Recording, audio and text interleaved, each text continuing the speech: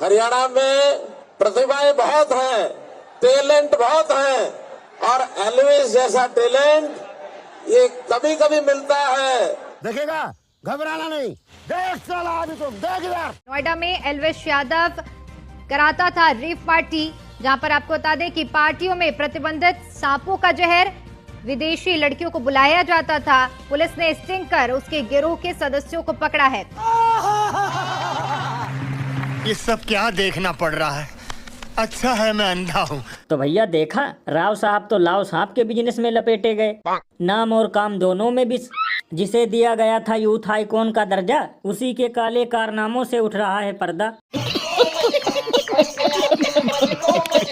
अभी कुछ दिन पहले ही सुनने में आया था किसी ने इससे पैसे की डिमांड की है, लेकिन अब पता चला ये खुद पैसों के लिए जहर की डिमांड पूरा करता था।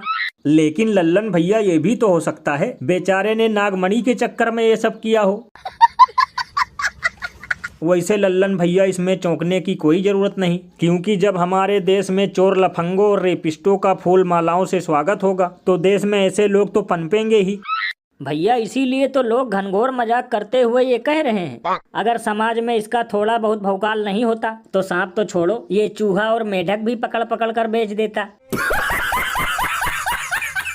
गजब बेइज्जती है।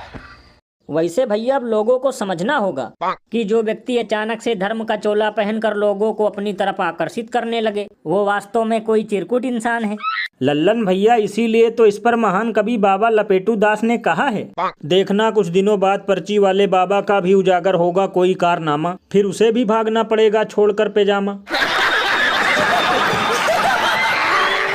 और अभी तो रुको, क्लाइमैक्स अभी बाकी है। वैसे लल्लन भैया ये खबर सुनने के बाद गोबर मंडली वाले कहीं नजर नहीं आ रहे, क्योंकि इसमें हिंदू मुस्लिम और जिहाद घुसेड़ने का कोई जुगाड़ नहीं बना।